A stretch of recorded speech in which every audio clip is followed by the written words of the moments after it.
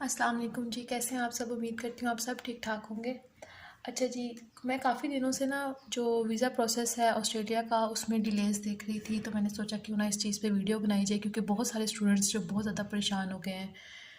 खाली ये नहीं है कि पीएचडी वीज़ाज़ के ऊपर है या फिर मास्टर्स या बीएस लेवल पे, बात यह है कि हर बंदे का मतलब वीज़ा डिले हो रहा है, और जो बीएस और मास्टर्स लेवल पे है वो वीज़ाज़ रिफ्यूज़ भी हो रहे हैं।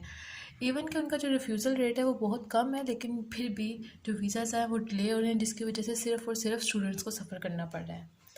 अब सबसे जो मेन पॉइंट आ रहा है जो हमारे मास्टर्स बीएस लेवल के स्टूडेंट्स के लिए, वो बैंक स्टेटमेंट का है।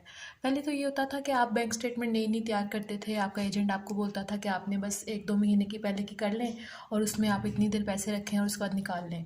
लेकिन जो ऑस्ट्रेलियन एम्बेसी है, जो ऑस्ट्रेलियन हुकूमत है, गवर्नमेंट है, उन्होंने ये चीज़ चेंज कर दी है और बहुत सारी यूनिवर्सिटीज़ ने उसमें उनका साथ दिया है। जैसे रिसेंटली जो वेस्टर्न सिडनी यूनिवर्सिटी है, उन्होंने कहा है कि उनको जो चाहिए ना वो एटलीस्ट 8 वीक्स की चाहिए। उसके बाद इसी तरीके से मर्डक ने भी ये सबको मतलब लाइक इन्फॉर्म कर दिया कि हमें भी 8 वीक्स टू 12 वीक्स की लाजमी चाहिए है।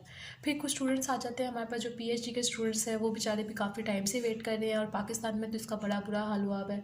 मतलब पहले जो वीज़ाज़ का टाइम था वो 58 डेज़ था, कि 90% जो वीज़ाज़ हैं वो 58 डेज़ में कर देते हैं, लेकिन अब ये बात बढ़ के जो है ना वो तकरीबन 13 महीनों तक पहुँच चुकी है। ठीक है, और अभी भी जो वीज़ा रेशोज़ है वो बहुत फजूल सी चल रही है।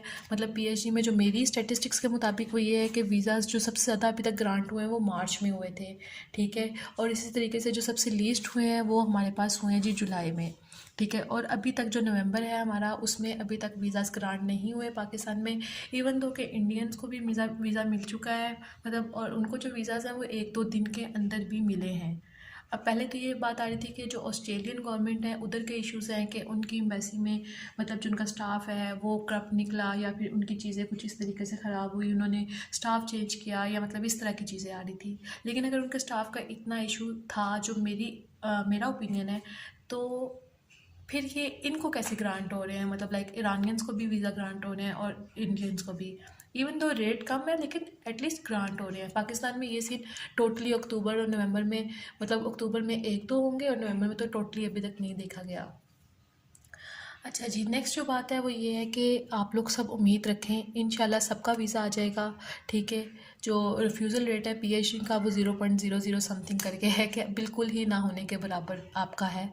इंशाल्लाह पीएचडी में किसी का भी वीज़ा रिफ्यूज़ नहीं होगा। आप लोग उम्मीद रखें और अच्छी और जो कंट्रीज़ हैं उधर अप्लाई करते रहें, ताकि आप अपना टाइम वेस्ट करने से बच जाएँ।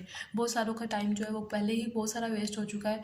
तो मैं आपको सजेस्ट करूँगी कि दूसरी यूनिवर्सिटीज़ देखें, दूसरी कंट्रीज़ देखें, वहाँ अप्लाई करें, वहाँ पे जाके अपनी पीएचडी स्टार्ट करें।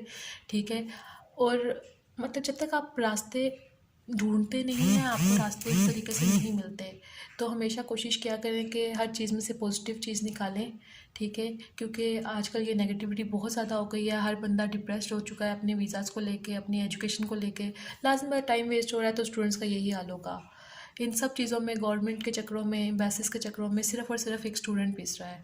तो इंशाल्लाह कोई न्यू न्यूज़ आएगी तो मैं आपको बताऊंगी। अभी तक की तो यही है कि नवंबर में वीज़ाज़ नहीं आ रहे, तो आप लोग मतलब इस चीज़ का जहन में मतलब ख्याल रखें कि वीज़ाज़ नहीं आएंगे, परेशान बिल्कुल नहीं होना है। लेकिन इंशाल्लाह ये जैसे ही ये वाला थोड़ा सा नवंबर वाला टाइम ख़त्म होता है, दिसंबर जनवरी, इसमें वीज़ाज़ आएंगे और इंशाल्लाह बेइंतहा आएंगे। जिनका भी वीज़ाज़ अभी तक नहीं आए, तो इंशाल्लाह आप उम्मीद रखें कि दिसंबर या फिर जनवरी में आपका वीज़ा आ जाएगा।